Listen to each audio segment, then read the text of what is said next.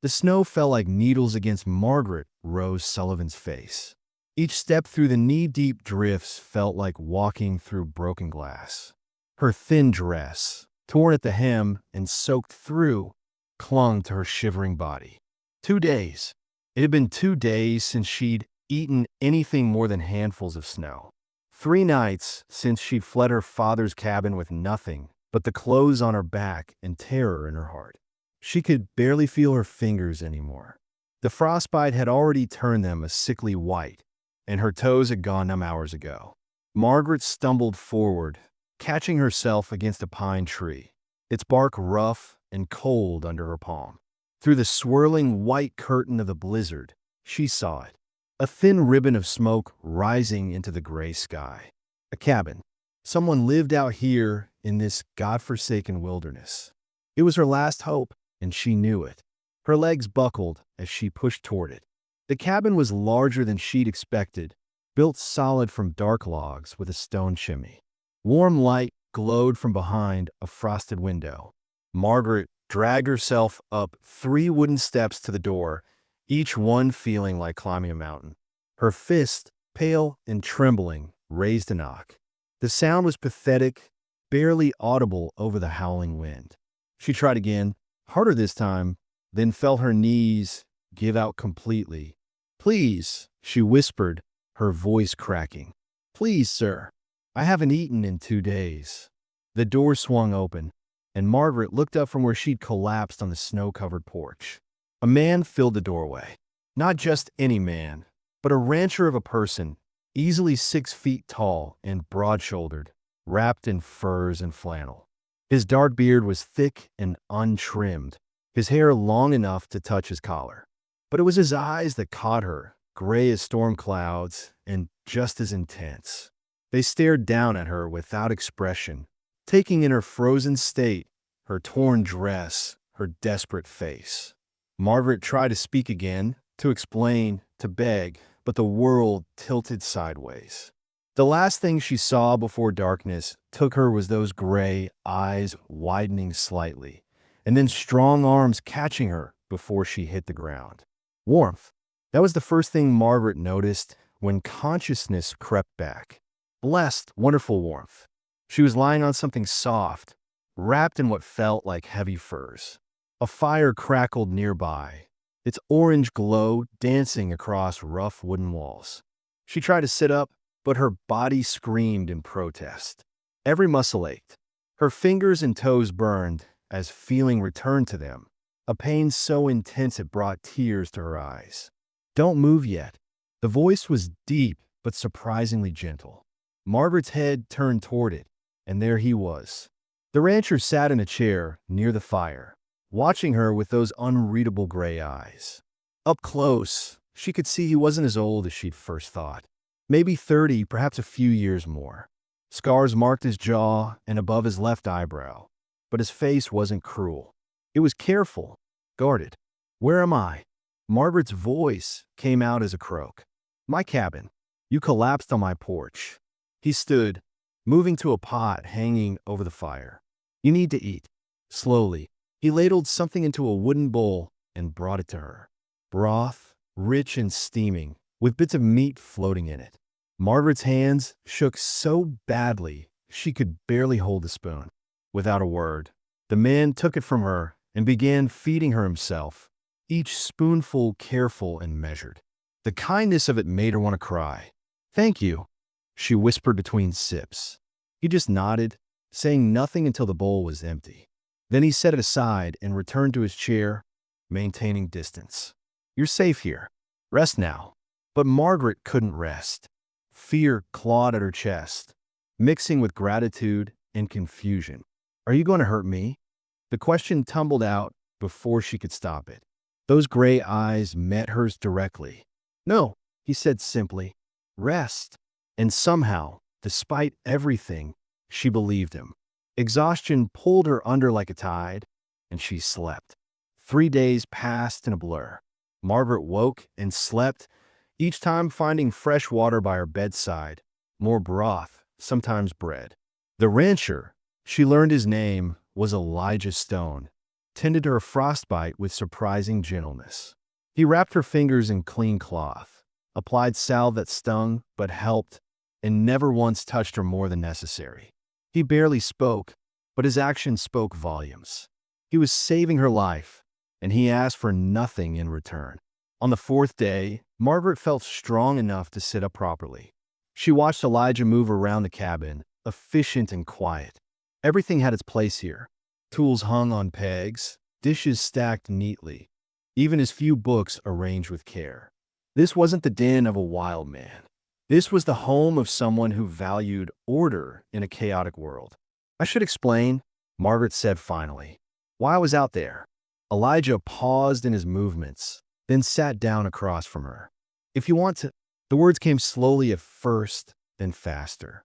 She told him about her father, Samuel Sullivan, and his gambling problem, about the debt he owed to Josiah Turner, the most powerful and dangerous man in the territory. $800, an impossible sum. Turner had given her father a choice: pay the debt or hand over his daughter to work at Turner's establishment. Margaret's stomach churned remembering what kind of establishment Turner ran. It wasn't a boarding house or a restaurant. I couldn't do it, she said, her voice shaking. I couldn't let him sell me like that. So I ran. I took nothing, just left in the middle of the night. I thought maybe I could reach the next town, find work, disappear. But the storm came, and I got turned around, and she looked at her bandaged hands. If you hadn't opened that door, I'd be dead in the snow right now. Elijah listened without interrupting, his expression unreadable. When she finished, he was quiet for a long moment. You did the right thing, running. Did I? Margaret laughed bitterly. I have nowhere to go, no money, no family who'll help me. Turner will keep looking. Men like him don't forgive being defied. You can stay here until you're healed, Elijah said, until the storm passes and you're strong enough to decide what comes next. Margaret wanted to argue, to say she couldn't impose, but the truth was she had no other options. Thank you. I won't be a burden, I promise. I can cook, clean, help with whatever you need. Elijah nodded once, then stood. I need to check the trap lines. Stay inside, keep the fire going. I'll be back before dark. He shrugged into his heavy coat and stepped out into the cold, leaving Margaret alone with her thoughts and the crackling fire. For the first time in days, she felt something other than terror. Not quite hope, not yet, but maybe the beginning of it. A week crawled by.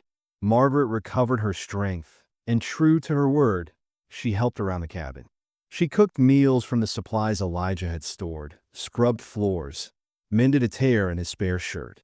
They fell into a quiet routine, speaking little but coexisting peacefully. Elijah never crowded her, never made her uncomfortable. He was, she realized with surprise, a gentleman. Rough and silent, but a gentleman nonetheless. Then one afternoon, Elijah returned from town earlier than expected. Margaret looked up from the pot she was stirring and froze. His face was darker than she'd ever seen it, jaw clenched tight. What's wrong? She asked, fear flooding back instantly. Elijah closed the door behind him and stood there, snow melting from his shoulders. Josiah Turner's put a bounty on you. $500 for information leading to your return. He's calling you stolen property, saying any man who brings you back gets a reward. He paused, and his eyes met hers with an intensity that made her breath catch. Half the territory will be looking for you now. You can't run. You won't make it a day out there alone.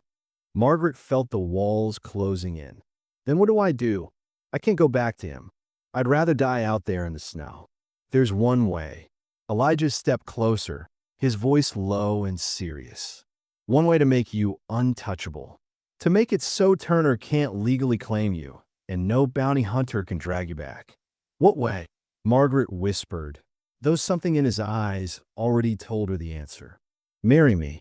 Margaret stared at him, certain she'd misheard. The crackling fire was the only sound in the cabin for what felt like an eternity. Marry you? She finally managed, her voice barely above a whisper. Elijah didn't move closer, didn't reach for her. He stood there solid as the mountains outside, his gray eyes steady on hers. It's the only way that makes sense. A married woman belongs to her husband in the eyes of the law. Turner can't claim you. No bounty hunter can touch you. You'd be protected. But why? Margaret's hands twisted in her apron. Why would you do this for me? You don't even know me. I'm nothing but trouble that showed up on your doorstep. Something flickered across Elijah's face, too quick to read. Because what Turner wants to do to you isn't right. Because no woman deserves to be sold like livestock. Because I can help, so I will. He paused, then added quietly, and because I've got more space in this cabin than I need, and you've already proven you can pull your weight. Margaret studied him, this strange rancher who'd save her life and asked for nothing. What would you want in return? A marriage isn't just paper. What would you expect from me? Help keeping this place running. Elijah said simply, cooking, mending, the things you're already doing. Nothing more than that. I'm not asking you to be a wife in any way except the legal one. You'd have your own space, your own bed. I won't touch you, Margaret. You have my word on that. Tears burned her eyes, but she blinked them back.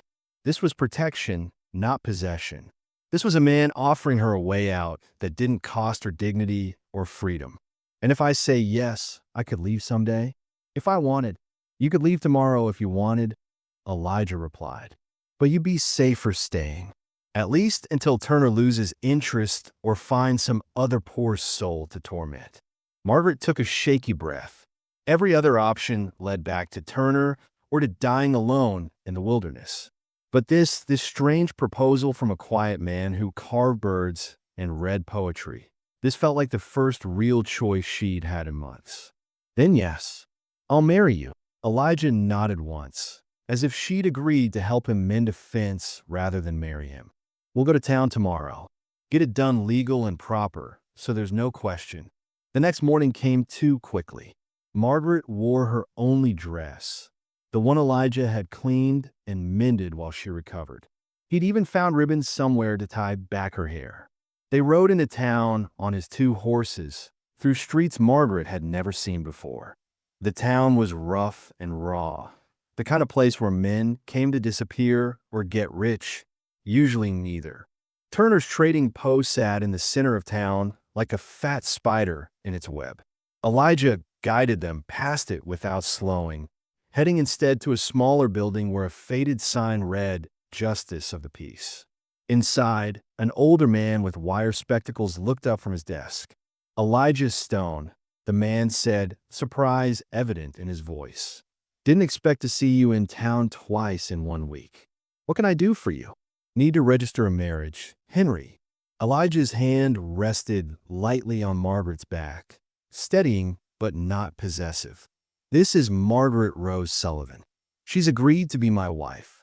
Henry's eyebrows shot up, but he was professional enough not to ask questions. He pulled out the necessary papers and began filling them in. I'll need 2 witnesses. Let me fetch. The door banged open. Margaret's heart stopped. Josiah Turner stood there, his expensive coat and gold watch chain marking him as the wealthiest man in town. His eyes, cold and calculating, fixed on Margaret like a snake spotting a mouse. Well, Turner's voice was smooth as oil. Margaret Sullivan, your father's been awful worried about you, girl. Running off in a night like that. He thought you'd frozen to death. His smile didn't reach his eyes. Come along now. Let's take you home. She's not going anywhere with you. Elijah stepped between them, and Margaret saw why men in town spoke of him with caution. He wasn't just big. He was dangerous when he needed to be. Turner's smile widened, showing too many teeth. Now, Stone, I know you like your privacy out on that ranch, but the girl owes her father's debt. Law says she's his property until she's married off proper, and since she's not married, she will be in about 5 minutes, Elijah interrupted. Henry, you got those papers ready? Just about, Henry said, scribbling faster. Turner's face darkened. You can't marry her. I've got legal claim through her father's debt. Show me the paperwork that says Samuel Sullivan sold his daughter. Elijah's voice was quiet but hard as iron. Show me where he signed her over to you. Because last I checked, debt doesn't transfer to children in the Montana Territory. And once she's married, Any claim you think you have disappears. Margaret watched Turner's jaw clench. He hadn't expected this. He'd expected her to be alone and vulnerable, easy to scoop up and drag back. He hadn't expected Elijah Stone. "This isn't over," Turner said coldly. "That marriage license better be spotless, Stone, because I'll be checking every detail. And if there's even one thing wrong with it, there won't be." Henry held up the completed document. "Everything's legal and proper. I just need the couple to sign and 2 witnesses." 2 trappers who'd been sitting quietly in the corner stood up, friends of Elijah's who'd come into town with them. They signed their names with rough hands used to holding knives more than pens. Then Elijah signed, his handwriting surprisingly neat and steady. Finally, Henry handed the pen to Margaret. Her hand shook as she took it. This was it, the moment that changed everything. She looked up at Elijah, searching his face for any sign of cruelty or deception. All she saw was that same careful steadiness, those storm-gray eyes watching her with something that might have been understanding. Margaret Rose Sullivan signed her name, and with those strokes of ink, became Margaret Rose Stone. "Congratulations," Henry said, stamping the document with official seal. "You're legally married in the eyes of God and the territory of Montana." Turner made a disgusted sound and turned toward the door, but not before delivering one last threat. "Enjoy your little victory, Stone. But everybody comes to town eventually. And when they do, I'll be waiting." Then he was gone, leaving only the scent of expensive tobacco and malice. Margaret realized she'd been holding her breath. She let it out slowly, her legs suddenly unsteady. Elijah's hand touched her elbow, gentle and brief. "You all right?" She nodded, not trusting her voice. She was married to a man she'd known for barely more than a week. A man who'd just publicly declared her his wife and faced down the most dangerous person in the territory to protect her. They left the office with the marriage certificate safely tucked in Elijah's coat. Outside, Margaret expected to head straight back to the cabin, but Elijah surprised her by stopping at the general store. He bought flour, sugar, coffee, and a bolt of blue fabric that matched her eyes, though he didn't say that was why he chose it. As they loaded the supplies onto the pack horse, a figure stumbled out of the saloon across the street. Margaret's stomach dropped. Her father, Samuel Sullivan, swayed on unsteady legs, his clothes filthy and his face unshaven. He squinted at them through bloodshot eyes. "Maggie," he slurred. "Maggie, that you, girl?" Margaret stood frozen. Part of her wanted to run to him, the part that remembered when he used to be different before her mother died and the bottle became his only friend. But the larger part, the part that had learned hard lessons, knew better. Samuel stumbled closer. "I'm sorry, baby girl. I didn't mean for things to go this way. Turner, he said he'd just give you work at the trading post, honest work. I didn't know he meant." He stopped, swaying. "Come home. We'll figure something else out." "No." Margaret's voice was stronger than she felt. "I have a home now. I have a husband." She moved closer to Elijah, and his presence beside her felt like a wall between her past and her future. "You chose whiskey and gambling over your own daughter, father. You don't get to have me back now." Samuel's face crumpled. "Maggie, please." "Her name is Margaret," Elijah said quietly. "Mrs. Stone now. And we're leaving." He helped Margaret mount her horse, his hands careful and brief. As they rode out of town, Margaret didn't look back at her father standing in the muddy street. She'd already spent too many years looking back, hoping he'd change. Now she was looking forward, into an uncertain future with a silent rancher who'd given her the one thing her father never had: a choice. The ride back to the cabin was quiet. Snow began to fall again, soft and steady, covering their tracks. Margaret's mind spun with everything that had happened. She was married. She had a new name. She faced Turner and her father and hadn't broken. The world felt different now, like she'd crossed some invisible line and couldn't go back even if she wanted to. When they reached the cabin, Elijah dismounted and began unloading supplies. Margaret slid off her horse, her legs stiff from the cold ride. She stood there awkwardly, unsure what came next. This was their wedding day, but it wasn't like any wedding she'd ever imagined as a girl. Elijah carried the last of the supplies inside, then turned to her. "You must be tired. I'll make us some coffee." "Elijah," Margaret said, stopping him. "Thank you. For everything. For the marriage, for standing up to Turner, for—" She struggled to find words big enough. "For giving me a choice when I had none." He looked at her for a long moment, snowflakes catching in his dark beard. "You don't need to thank me for doing what's right, Margaret." But she did, because in her experience, very few men actually did what was right when it cost them something. And taking her as his wife, even a wife in name only, put Elijah Stone directly in Josiah Turner's sights. That wasn't a small thing. Inside the cabin, warmth wrapped around them. Elijah showed her to the small bed in the corner, the same one where she'd recovered from near death just days before. "This is yours," he said. "That's mine." He pointed to the larger bed across the room. "Door bolts from the inside if you want privacy. Privy's out back. Water barrels by the stove." Margaret nodded, taking it all in. This was her home now. This cabin in the wilderness with a man who read poetry and carved birds and spoke maybe 20 words a day. That night, they ate a simple supper in comfortable silence. When darkness fell and Elijah banked the fire, Margaret lay on her cot under a wool blanket, listening to him settle into his own bed across the room. She was married. She was safe. She was, for the first time in longer than she could remember, hopeful.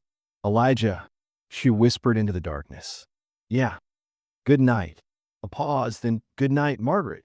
She closed her eyes and smiled. It wasn't a love story, not yet. But it was a beginning.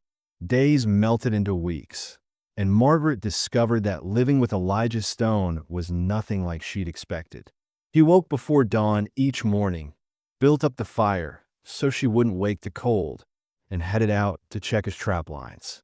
She'd rise to find coffee already made, hot and strong, waiting for her by the stove. It was a small thing, but it meant everything. He was thinking of her even when she slept. Their conversations remained brief. "More coffee." "Yes, thank you." "Snow's coming. I'll bring in extra wood." But beneath the sparse words, a different language grew. One built on gestures and attention to small details that most people never noticed. When Margaret made cornbread, she noticed Elijah always left the last piece for her, even though she knew it was his favorite. When she hung laundry, he'd appear without being asked to help her lift the heavy wet sheets. When her hands cracked from the cold and hard work, a tin of salve appeared on her bedside table. No words, just the medicine and the silent message. "I see you struggling. Let me help." Margaret responded in kind. She learned how he liked his coffee, black and scalding hot. She mended his shirts with tiny, careful stitches, reinforcing the seams that took the most stress. When she baked bread, she made extra because she'd noticed he ate more after long days in the cold. She organized his tools the way he liked them, learned where everything belonged in his orderly world. One evening, about 3 weeks after their wedding, Margaret was cleaning and moved a chair near Elijah's bed.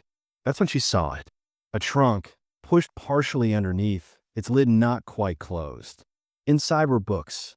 Not just one or two, but dozens. Shakespeare, Wordsworth, novels by Dickens and Cooper. Her fingers traced the worn spines with reverence. "You can read them if you want."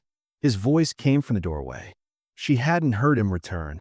Margaret jumped, heat flooding her cheeks like she'd been caught stealing. "I wasn't trying to snoop. It's not snooping. You live here now." Elijah moved to hang up his coat, brushing snow from his shoulders. "Can you read?" "Yes.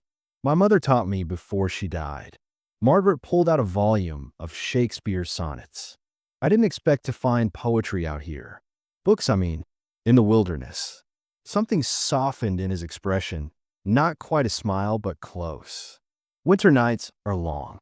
A man needs something besides his own thoughts for company. That evening, after supper was cleared and dishes washed, Elijah surprised her by pulling out a worn copy of Hamlet. Without asking, without explanation, he simply began to read aloud. His deep voice transformed the small cabin, bringing Denmark's cold castle to life in the Montana wilderness. Margaret sat with her mending forgotten in her lap, transfixed by the way he breathed life into Shakespeare's words. When he finished the first act, silence settled between them. But it wasn't the awkward silence of strangers anymore. It was the comfortable quiet of two people who'd found an unexpected connection. "My turn tomorrow?" Margaret asked softly. The corner of his mouth lifted, almost a smile. "If you like." This became their ritual. Every evening after work was done, they'd read to each other by firelight. Margaret discovered Elijah favored the romantics, Byron and Shelley, while she preferred adventure tales. He listened to her read with the same focused attention he gave everything, and she found herself choosing passages she thought might please him. One night, Margaret woke in darkness, shivering despite her blanket. The fire had died down to embers, and the mountain cold crept through every crack in the walls. She curled into a ball, teeth chattering, too proud to wake Elijah and complain. But he must have heard. Footsteps crossed the wooden floor in the darkness, moving toward his storage chest. She heard rustling. Then those same careful steps approached her cot. Margaret kept her eyes closed, pretending to sleep. Weight settled over her. Soft, warm, heavy. The wolf pelt he kept near the fire. It still carried heat from where it had been laying. And more than that, it carried his scent. Pine and leather and wood smoke. The footsteps retreated. She heard Elijah settle back into his own bed across the room. Margaret pulled the pelt closer, breathing in its wild warmth. This small kindness, given in darkness when he thought she slept, said more than 1,000 words ever could. He noticed. He cared. And he asked for nothing in return. Margaret lay awake long after, trying to understand this man who'd married her. The fearsome rancher of legend was actually someone who read poetry, carved delicate bird from wood, and made sure she stayed warm at night. Her husband in name was becoming something else, something she didn't have words for yet. But whatever it was, it felt like safety, like home, like maybe, just maybe, the beginning of something real. "I don't want to assume," Elijah whispered, his breath warm against her lips.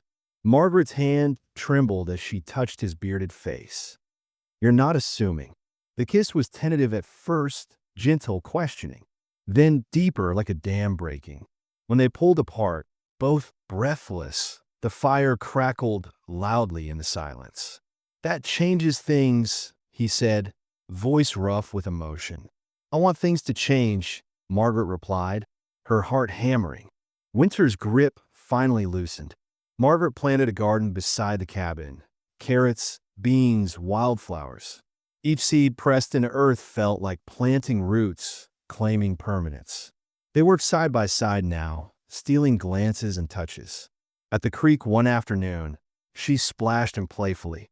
Elijah actually laughed, a sound so rare and precious it made her chest ache with joy. He brought her wildflowers, taught her to fish with patient hands guiding hers.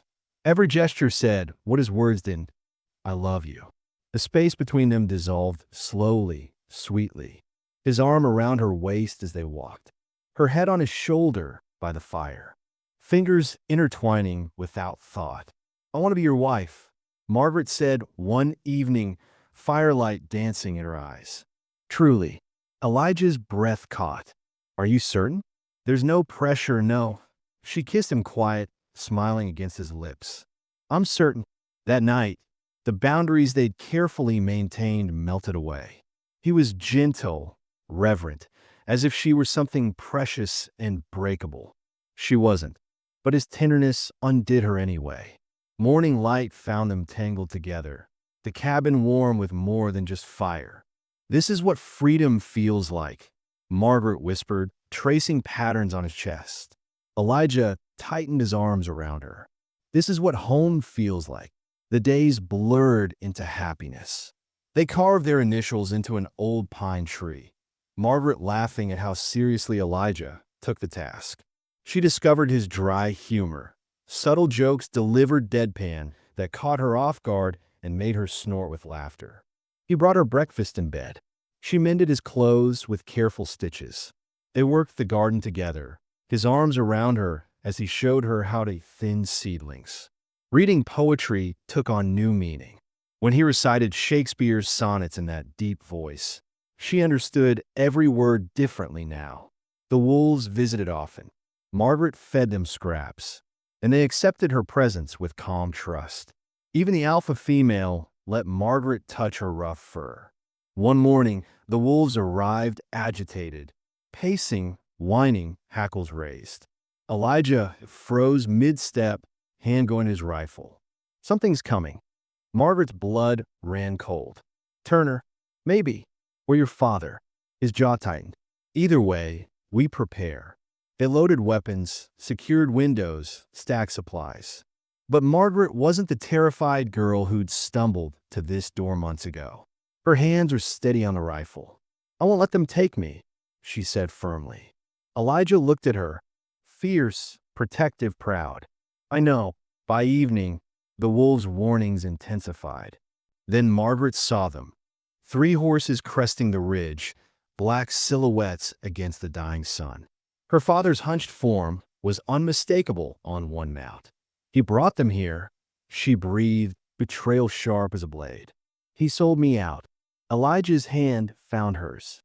"Whatever happens, we face it together." The riders descended toward the cabin, and Margaret's grip tightened on her rifle. She fought too hard for this life, this love. She wouldn't lose it without a fight.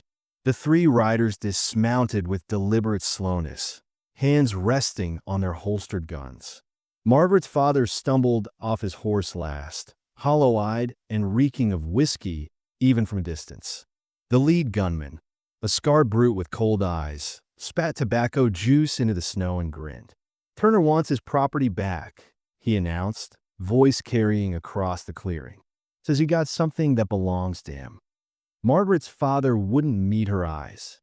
"Sorry, Maggie," he slurred, swaying. "I needed the money. The debts, they're gonna kill me." The words hit harder than any fist. He'd sold her location, traded his daughter's safety for whiskey money and another chance at Turner's card tables. Margaret's hands shook on her rifle, but not from fear, from pure, burning rage. Elijah stepped in front of her, his own weapon raised steady and sure. "She's my wife. She's not going anywhere." The gunman laughed, pulling a folded document from his coat. "Funny thing about that marriage. Turner's lawyer says it ain't legal. No proper waiting period, no witnesses that count. This here paper says you're harboring stolen property." He waved the document mockingly. "So here's how this plays. Either she comes peaceful-like, or we burn you out. Your choice, rancher." The other 2 men pulled torches from their saddlebags, lighting them with casual menace. One had dynamite strapped his belt. They'd come prepared for violence. "I'm not going," Margaret said, stepping beside Elijah. Her voice didn't waver. "I'd rather die here than go back to that monster." "That can be arranged," the scarred man said, his grin widening. Elijah's jaw clenched. What does Turner really want? This isn't about property, it's about pride. He can't stand that a woman chose freedom over him. Smart man. Yeah, Turner's ego's pretty bruised. Town's been laughing about how a little girl made a fool of him. The gunman shrugged. So he wants her back to make an example. Show everyone what happens when you cross Josiah Turner. Margaret looked at her father, who stood trembling and pathetic behind the hired guns. "How could you?" she whispered. "After everything. After I tried to save you from your own stupidity, you did this?" "He promised to forgive my debts," her father whimpered. "Said I could start fresh. You chose whiskey over your daughter." Again, Margaret's voice broke. "You're not my father anymore. You're just a drunk who sold his child." The father flinched but said nothing. The scarred gunman grew impatient. "Enough talk. Girl, you got 10 seconds to come peaceful, or we start shooting." Margaret whispered urgently to Elijah, "Give me to them. Save yourself. Please, I can't watch you die for me." Elijah's response was fierce, absolute. Not in this lifetime. He raised his voice to the men. You want her? You go through me first. The tension snapped tight as a bowstring. Fingers moved to triggers. Margaret's heart hammered so hard she thought it might break through her ribs. This was it. They'd die together in the snow, and somehow that felt right. Better to fall beside the man she loved than live as Turner's prisoner. Then the wolves came. The howling erupted from the forest like something primal and ancient, 6 voices rising in savage harmony. The pack emerged from the trees, eyes gleaming in the fading light, lips curled back to reveal teeth like daggers. They moved with coordinated precision, circling the cabin, placing themselves between Margaret and the intruders. The horses panicked immediately. They bucked and screamed, eyes rolling white with terror. One threw its rider hard into the snow. Another bolted, dragging the man clinging to its saddle into the woods. In the chaos, Elijah moved like lightning. He slammed the butt of his rifle into the scarred gunman's jaw, sending him sprawling. Margaret swung her own weapon, cracking it against the second man's knee. He went down howling. Her father tried to grab her arm. Whether to drag her away or beg forgiveness, she'd never know. Elijah's fist connected with his jaw with a sickening crunch. The old drunk collapsed like a puppet with cut strings. The wolves didn't attack the men directly, but they didn't need to. Their presence alone, teeth bared, growling like thunder, was enough. The scarred gunman scrambled to his feet, blood pouring from his mouth, and ran for the one remaining horse. His companion limped after him, the wolves snapping at their heels. Within minutes, the clearing was empty except for Margaret's father, groaning in the snow with a broken nose. Margaret stood over him, rifle still in hand, as he woke. She knelt slowly, her face hard as winter stone. You're not my father anymore. That man died years ago, drowned in a bottle. She pressed a canteen and food bundle into his hands. Don't ever come back.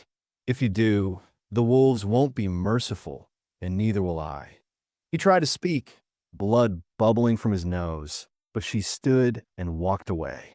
Elijah helped the broken man to his feet and pointed him toward town. Walk. Don't look back. They watched him stumble into the twilight, a pathetic figure disappearing into the trees. Margaret's vision blurred with tears, not of sadness, but of release. The last chain binding her to her old life had finally broken. Elijah pulled her close, and she sobbed into his chest. You gave him more than he deserved, he murmured into her hair. I know, she whispered, but I did it for me, not him, so I could let go. The wolves sat in a semicircle around them, tongues lolling, tails wagging slightly. The alpha female approached Margaret and pressed her head against Margaret's leg, a gesture of approval, of family.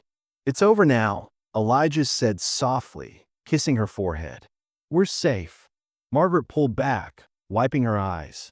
She looked at him, her protector, her partner, her love, and smiled through her tears. Her hand drifted almost unconsciously to her belly, where a secret had been growing for weeks now. A secret that would change everything. Yes, she said, her smile widening. We're safe, and we're going to be just fine. The days after the confrontation passed in a strange, hollow quiet. Margaret kept expecting Turner's men to return, kept jerking awake at every sound beyond the cabin walls. The nightmares came without mercy. Visions of her father's broken face, of torches setting the cabin ablaze, of Elijah bleeding in the snow while she screamed helplessly. Each time she woke gasping and trembling, Elijah was there. He'd pull her close, wrapping her in his warmth and strength, murmuring reassurances until her breathing steadied. I won't let anyone take you, he'd say, his voice a rumble against her ear. Ever. You're mine, and I'm yours, and that's the end of it. They fortified the cabin together, working side by side as partners. Elijah showed her how to bar the door properly, where to position weapons for quick access, how to read the forest for signs of intruders. Margaret practiced shooting until her aim improved dramatically, hitting targets at distances that made Elijah nod with approval. "We're partners in everything now," he said one afternoon, watching her reload with practiced efficiency. "Not just in name or in bed, but in survival, in life." Margaret looked at him, this rancher of a man who'd given her everything without asking for anything in return, and felt her heart swell impossibly large. "In everything," she agreed. But there was one thing she hadn't told him yet.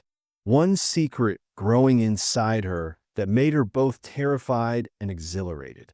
She'd been feeling ill for weeks, tired in a way that sleep didn't fix, queasy in the mornings, sensitive to smells that had never bothered her before. At first, she'd blamed it on stress, on the lingering fear from the attack.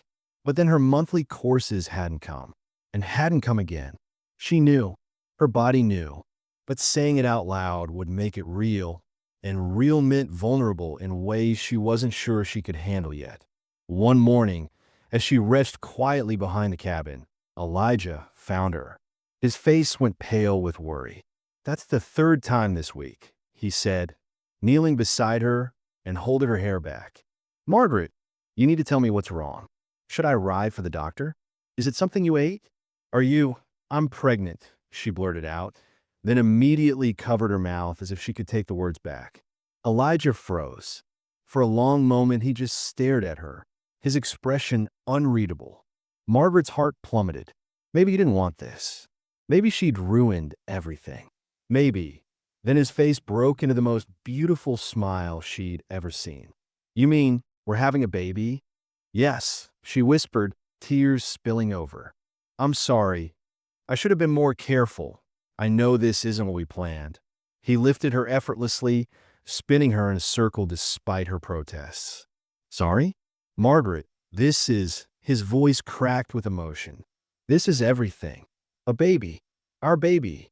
They held each other in the morning light, both crying and laughing, overwhelmed by the magnitude of it. Elijah kept touching her belly reverently, as if he could feel the tiny life already. "I'm going to be a father," he said wonderingly. "I never thought. After so many years alone, I never imagined." "You're going to be wonderful," Margaret said, cupping his bearded face. "You saved me. You'll protect our child the same way." "I'll protect you both with my last breath," he vowed. The months that followed transformed the cabin from a shelter into a true home. Elijah threw himself into preparations with focused intensity. He built a beautiful cradle from smooth pine, carving tiny wolves and birds into the headboard. He expanded the cabin, adding a small room for the baby, insulating the walls against winter cold. Every spare moment went into making their home safe and warm for the child to come. Margaret sewed tiny clothes from soft cloth, each stitch filled with hope and love. She sang to her growing belly, talked to the baby about the mountains and the wolves and the father who would love them fiercely. Her body changed, swelling and shifting, and Elijah treated her like something precious and holy. "What if I'm a terrible mother?" she asked one night, her hands on her enormous belly. "What if I don't know how to do this?" Elijah kissed her temple. "Impossible. You survived things that would have broken most people. You learned to thrive in these mountains. You befriended wolves, for God's sake." He smiled. "You're already perfect, and you'll be a perfect mother too." The garden they'd planted together flourished despite the harsh climate. Margaret took it as a sign. Life could grow here, could thrive here, even in the wilderness. They were building something that would last, a legacy for their child. She learned the land more intimately than she'd ever imagined possible. Every trail, every landmark, every seasonal change. This was her home now, truly and completely. Not a refuge from something worse, but a place she'd chosen, a life she'd built with her own hands alongside the man she loved. Winter returned as her time grew near, the world coming full circle to that desperate night when she'd first knocked on Elijah's door. But this winter felt different, not threatening but protective. The snow wrapped around their cabin like a blanket, cocooning them in warmth and safety. When the labor pains started, Margaret wasn't afraid. The blizzard raged outside, making travel impossible, but she didn't need a doctor. She had Elijah, steady and capable, coaching her through each contraction with calm assurance. "Breathe with me," he said, holding her hand. "You're doing beautifully. So strong, my fierce woman." The pain was unlike anything she'd experienced, a consuming fire that made her scream and curse and beg. But Elijah never wavered, never panicked. He'd helped birth calves and foals before, and though this was infinitely more precious, his hands were sure and gentle. When the baby finally emerged into the world, her first cry pierced the air like a miracle. Elijah caught his daughter with shaking hands, tears streaming down his face as he carefully cleaned her and wrapped her in soft blankets. "She's perfect," he breathed, placing the tiny bundle in Margaret's arms. "Margaret, she's absolutely perfect." Margaret looked down at her daughter, pink and squalling and beautiful, and felt something shift permanently in her chest. This tiny person, half her and half Elijah, was everything. "She has your eyes," she whispered, touching the baby's downy head. "And your strength," Elijah replied, kissing them both. That evening, as the blizzard finally quieted, they lay together by the fire. Margaret exhausted but glowing, Elijah cradling his daughter against his broad chest, all three of them bathed in golden light. The baby slept peacefully between them, tiny fists curled against her face. Margaret's mind drifted over the journey that had brought her here. She'd come to this door starving, broken, desperate, thinking she was begging for a meal, for temporary shelter from the cold. But Elijah had given her so much more. He'd given her safety when she had none, choice when everything had been stolen from her, love when she'd forgotten what it felt like, and now a family, a real family, built on trust and partnership and fierce devotion. "What are you thinking about?" Elijah asked softly, his free hand finding hers. "That I'd collapse in that snow 1,000 times over if it meant finding you," Margaret said, her voice thick with emotion. He kissed her forehead tenderly. "My fierce woman," she smiled, squeezing his hand. "My gentle rancher." The baby stirred, making small mewling sounds. They both leaned over her instinctively, their heads touching, completely absorbed in this tiny miracle they created together. Outside, the wolves howled, but not in warning this time. It was a sound of celebration, of joy, welcoming the newest member of the pack. Margaret smiled, recognizing the alpha female's distinctive voice among the chorus. The fire crackled, casting dancing shadows on the walls. Snow fell soft and gentle outside the windows, blanketing the world in peaceful white. Inside, three hearts beat in harmony, a family complete, a story of survival transformed into a story of love. Margaret looked at her husband and daughter, at the home they'd built together in the wilderness, and knew with absolute certainty she was exactly where she belonged. Sometimes salvation comes from the unlikeliest places, and sometimes the monsters in stories turn out to be the heroes all along.